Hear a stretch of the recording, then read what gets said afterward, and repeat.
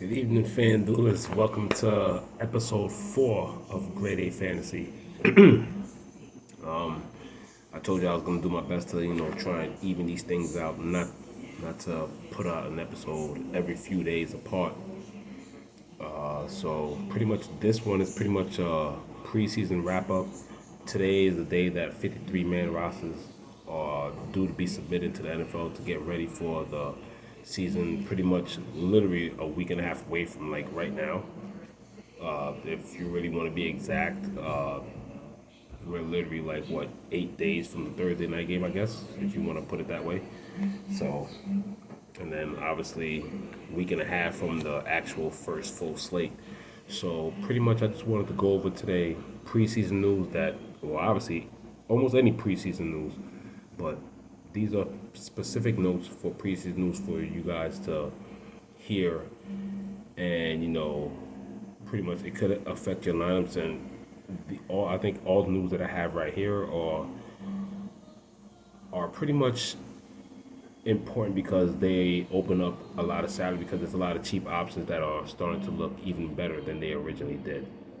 So we'll start off with this. You've heard me talk about the Ravens quite a bit in my first few videos, except for maybe the first one.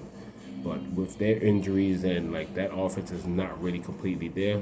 Yes, they got Rashad Bateman looking to have his first full camp and everything, and pretty much Andrews and Lamar right now.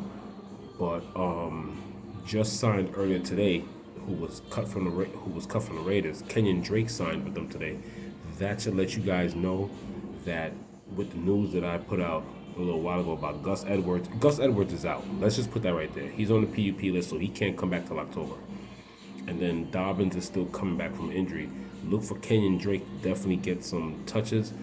They have Mike Davis there. Like I said, just a couple years ago, he did a great job backing up McCaffrey when he had his injury.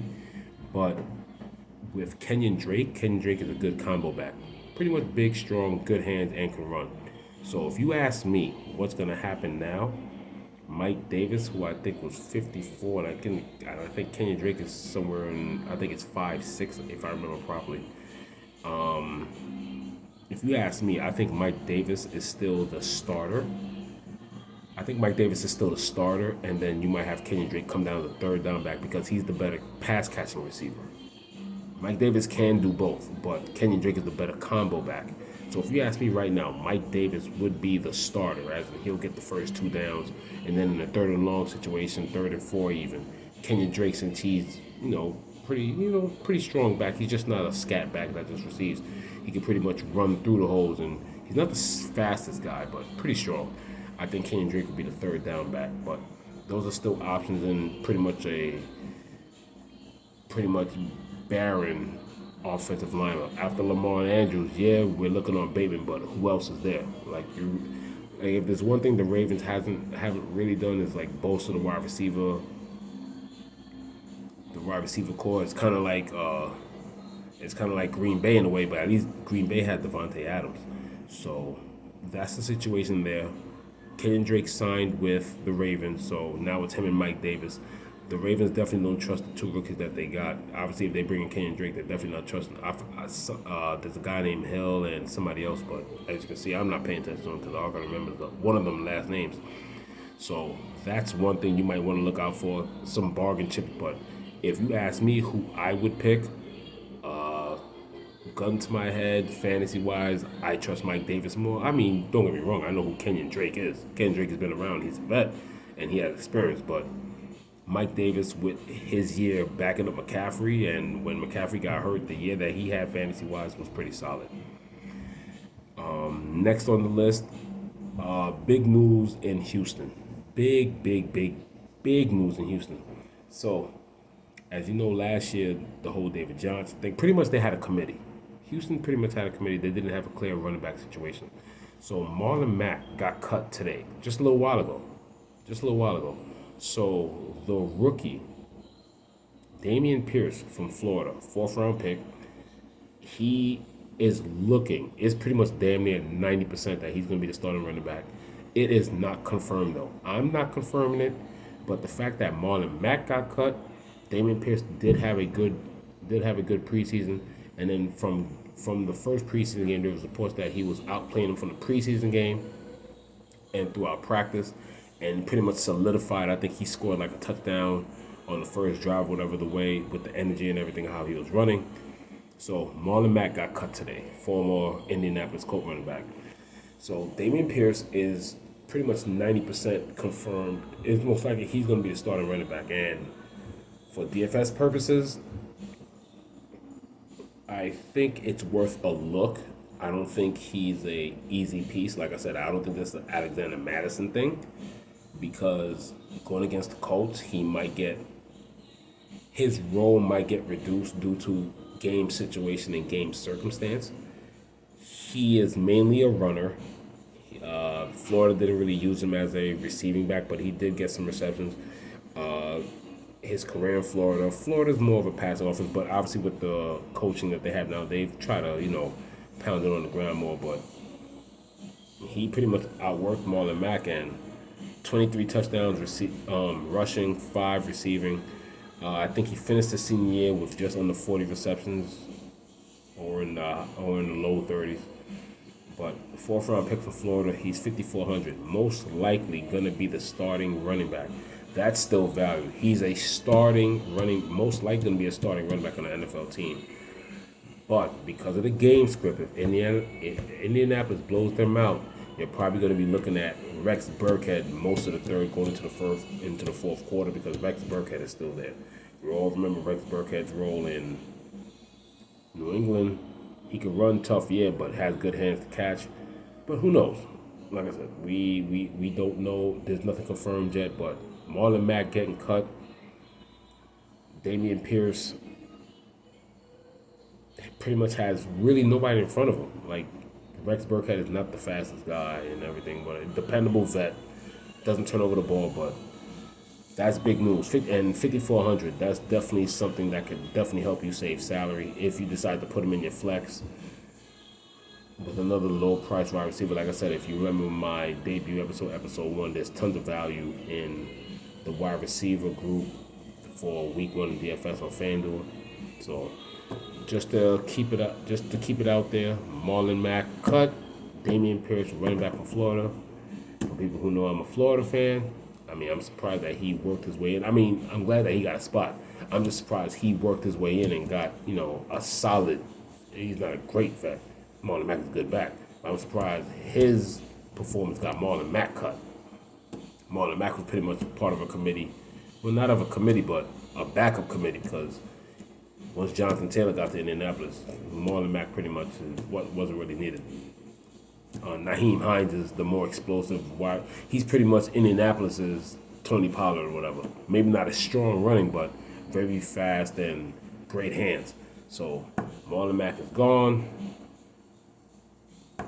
The rookie Pierce now has a job, and we are pretty much looking at that as a very key piece. But we'll see. Please keep an eye out on the news. I will do so myself. But if he's named the starter, he's definitely worth a look. If you're playing, let's be honest, like I said, I don't max enter. I don't have the bankroll to do that in FanDuel.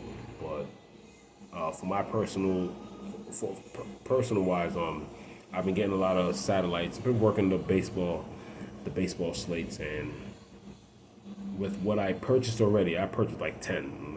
The millie is $4, but I've been getting a lot of satellites in here and there, and I'm up to like 50 entries right now on top of the 10 that I purchased, and I'm still working on a few more.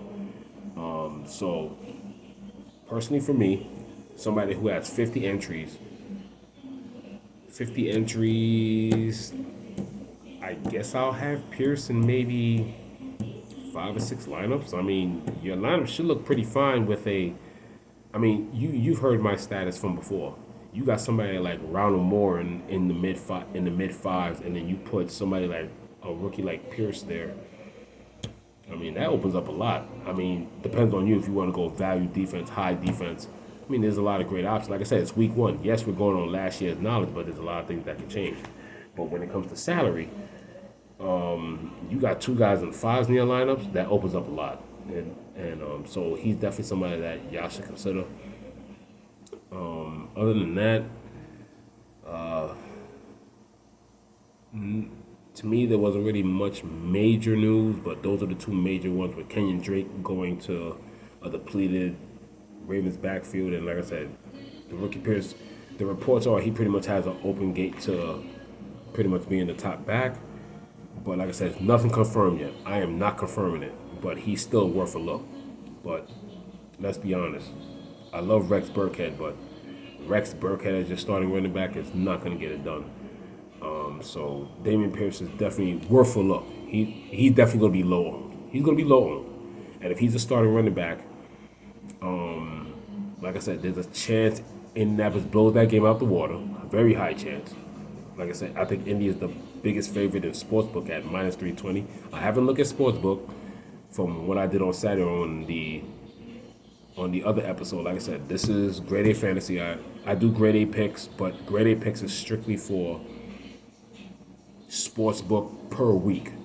I gave you my 3 picks and my bonus pick already. So you won't hear anything about grade A picks until week 2. I mean, if you want to hear anything, drop a question in the comment. So some of these videos I'll probably start dropping on my Twitter in there if you want to, ask questions or whatever. But yeah, I mean, compared to the news, it sounds like 90% he's going to get the job. You ask me, you got Rex Burkhead behind you. I think I'm moving that to pretty much 99, 100%. Houston's still a team on a rebuild. It's not like, are we gonna risk this guy for a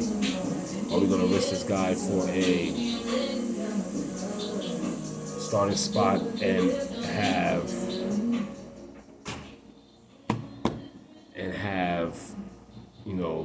have this rookie blow the season and everything like that. Yeah. Sorry about that. That's the things that we young YouTubers got to go through. You're in the house with a family, blasting music, people taking showers. That's it. But I'm not retaking this. I'm not starting this shit over. No. Not much news here. Kiss my ass. But anyway. But yeah, that's pretty much it. I did say a couple episodes ago that I was going to go over like a preseason recap, but to me, that was pretty much 2 big pieces of news. For me personally, like I said, I'm still doing my best to try and get satellites. I'm up to pretty much 50 entries for the Millie Maker. 13 entries for that single game Monday night. And I'm working, and then baseball pretty much has like a short slate. Not too many games on Thursday, so I'm probably going to play quite a few games on. I'm pretty much going to try and play that slate and get a few tickets. FanDuel does have some super satellites, 1,000 tickets for the Sunday slate, 500 tickets for the Monday, 500 tickets for the Thursday. I recently gained 10 more just the other day. I think it was 4 more for the Sunday, 3 more for the Monday, 3 more for the Thursday. So I'm just trying to get as much as I can before I even put up my own money for the slate. And I'm definitely, as you can see, like I said, I'm doing this through phone. So guys, I'm not one of these, I don't have an optimizer or anything like that. I hand build. So I damn sure might not even like enter anything more for the Sunday or whatever. And if I do, I'm pretty much gonna have to start building lineups from Labor Day. Because I don't have a optimizer that I can just click and just put settings and then boof, 100 lineups in there. So the most I think I ever put in a contest here was maybe 50, 60, and it's because of satellites or whatever, Super Bowl, single game contest, opening season, stuff like that. But yeah, pretty much just a little channel update. Like I said, I'm keeping grade A fantasy strictly DFS FanDuel. Grade A picks will be about sportsbook. I just started messing around with my settings in YouTube, so this will be actually episode 4 of grade A fantasy. I have 1 episode of grade A picks. I already started putting them in playlists. I'm still playing with stuff or whatever, but they'll be grouped in playlists. So that's pretty much what's going on with me. Like I said, I'll be taking a few days off of DFS and then play the short slate baseball. Like I said, I'm okay at baseball. I don't have the time because of work and everything else going on. I don't have the time to be crunching and reviewing and doing research for 14 games. Hell no, I can't do that. But I do have the effort and mindset to do things when it's like 6, 7 games, whatever. I'll definitely do that. And then Thursday is the next small slate.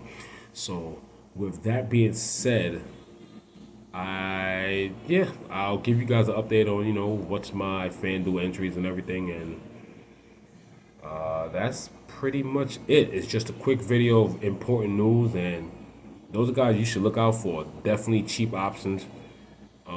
As the cuts keep going and more news happens, I'll probably let some news build up and then bring in everything on maybe on a Friday, Saturday.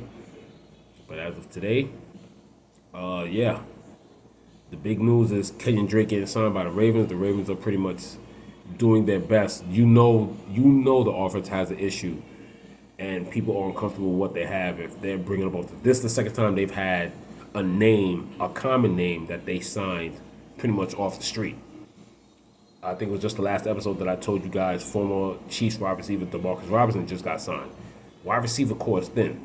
Running backs are hurt. They just signed Kenyon Drake, who just got cut by the Raiders. So Ravens are trying to scramble around till they get healthy and try to figure something out. Other notable cuts, I mean, I'm not surprised. I think his opportunity is wasted. Josh Gordon got cut. It is what it is. Not much of a fantasy implication, but that's just wasted talent. Yeah, and that's pretty much it. Everything's pretty much being finalized as I speak right now. A lot of teams already did their cuts. It's pretty much 8 p.m. here on the East Coast here, and I think everything is pretty much done. But DFS-wise, this is pretty much what the most important news were. Yeah, so now that everything's pretty much quiet with the cuts, it's pretty much now, guys, good luck and start building for the Sunday Millie. Also, get ready for pretty much within 8 days. Get ready for the Thursday Millie. Get ready for that Buffalo Bills Buffalo Bills Rams game. And yeah, that's pretty much it. So, nice quick episode. Another looking at my timer. Another 17-minute episode, rounding up to 18. So, episode 4, Graded Fantasies in the books. I'll see what other news I can come up with. Or whatever comes out, I'll just bring it out for you guys, whatever, another video in the next couple of days or maybe on the weekend. And then after that episode, it will pretty much be quiet. And then I will probably come out with a video early next week, maybe the day before of the first game of the NFL season. A little DFS strategy on FanDuel and building the lineups and everything. FanDuel now has incorporated playing defense like DraftKings, so that's kind of new this year. And we could possibly build a defensive. We'll probably build a lineup together for the preview of that game. But yeah, that's the news that I got for you guys today. Grade A Fantasy episode 4 is done. Please leave a like, subscribe, comment, notification bell. Never know. I might drop the episode Friday. Might drop it Saturday. You're not going to know unless you activate your notifications. This is Grade A Fantasy. Episode 4 is done. Signing off.